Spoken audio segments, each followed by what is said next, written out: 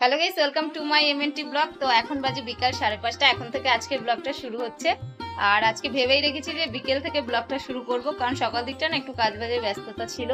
তারপরে কালকে যাব বড় পিসির বাড়িতে, তো চুলে শ্যাম্পু ট্যাম্পু করেছি। ওই জন্য ভাবলাম যে বিকেল থেকে একদম ফ্রি মাইন্ডে ব্লগ শুরু করব। তো ভাতও খেয়েছি দেরি করে, 4:30টার সময় খেতে বসেছি। সবাই আমরা দেরি করে খেয়েছি আজকে, বাবাও বাড়িতে রয়েছে। তো খেয়ে দিয়ে উঠে একটু সময় বসে সবাই মিলে গল্প টল্প করলাম। তারপরে বাইরে শুনে বিশাল চিৎকার চেঁচামেচি হচ্ছে, কারণ বিশ্বকর্মা পুজো উপলক্ষে সবাই ঘুড়ি ওড়াচ্ছে। তো চলো তোমাদের সাথেও একটু শেয়ার করি। আর আমি যাব এখন দেখতে। বিশাল চিৎকার চেঁচামেচি হচ্ছে, বাইরে ঘুড়িগুলো সব কাট খাচ্ছে আর ওরা চিৎকার চেঁচামেচি করে উঠছে, পাড়ার ছেলেরা সব। তো চলো তোমাদের সাথেও শেয়ার করি। এই যে দেখো, সবাই কিন্তু ঘুড়ি উড়াচ্ছে বিকেলবেলা। কত ঘুড়ি আকাশে উঠছে।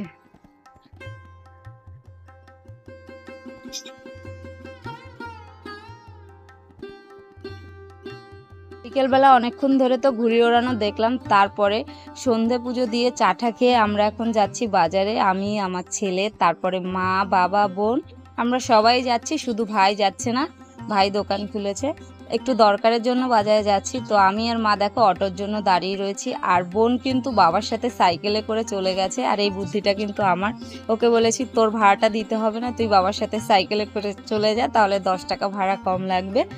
অনেকক্ষণ ধরেই কিন্তু দাঁড়িয়ে আছি অটোর জন্য। তো অবশেষে অটো চলে এসছে। তো তোমরা দেখতে থাকো আমরা বাজারে গিয়ে কি কি করি।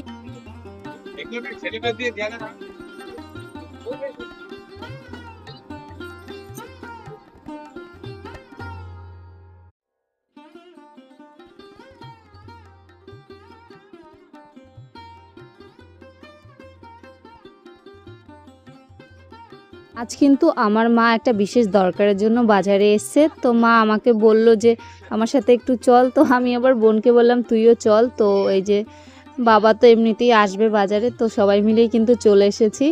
আর এখন এই যে যে কাজটার জন্য এসছে সেটা হচ্ছে সাইবার ক্যাফে। তো ক্যাফে মা গিয়েছিল, কিন্তু ভয়েস ওভার দিচ্ছি বলে বলছি, মা কাজটা করতে পারেনি, কারণ যে সাইডে কাগজপত্রগুলো জমা দেবে ওই সাইডটা নাকি এখন 2-4 দিন বন্ধ আছে। তো আমরা আবার ওখান থেকে বেরিয়ে এই যে এখন বাজারের দিকে যাচ্ছি, আমার একটু দরকার আছে। তো যেতে যেতে এই যে দেখো বড় ঠাকুরের মন্দির দেখতে পেলাম, তো তোমাদের সাথে একটু শেয়ার করলাম। দেখো কত সুন্দর না মন্দিরটা।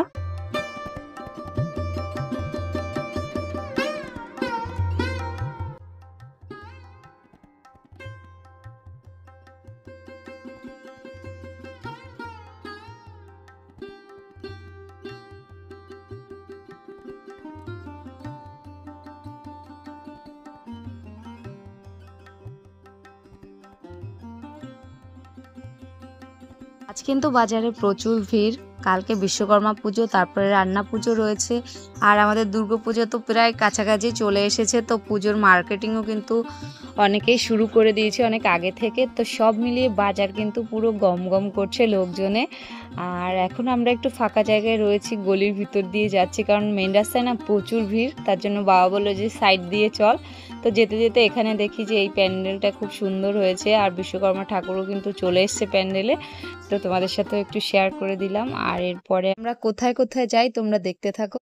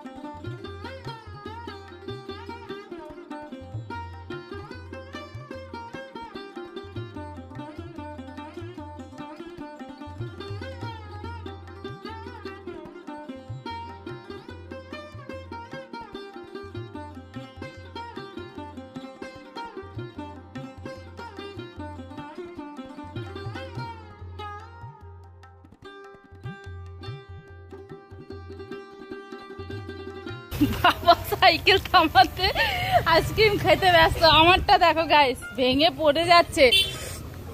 ওদিকে দেখো ওর মাকে ছোটটা একটা খেয়েছে, এই যে ওর মাকে বড়টা ছোটটা দিয়ে ওই যে আবার একটা বড় নিয়েছে। মুখের অবস্থা দেখো ননিচোরা। চল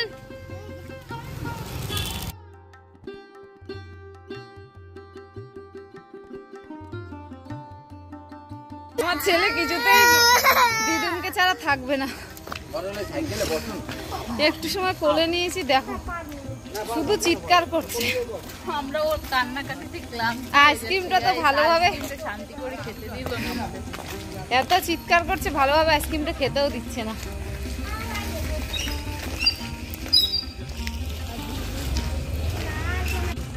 রাস্তার অবস্থাটা দেখো, শুধু সারা রাস্তায় শুধু জল, কি অবস্থা রাস্তার দেখো।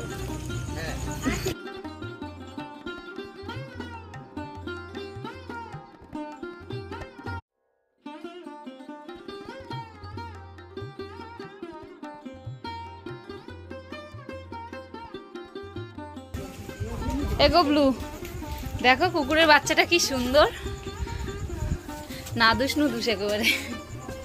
এটা মা ওর, খুব সাবধান, কামড়ে দেয় না?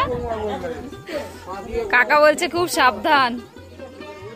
খুব সুন্দর বাচ্চাটা, বাপরে বাপ কি সুন্দর দেখো। হ্যাঁ, তো আমরা কিন্তু ফাইনালি বাড়ি চলে এসেছি, আর হেঁটে হেঁটে এসেছি, ভীষণ কষ্ট হয়েছে।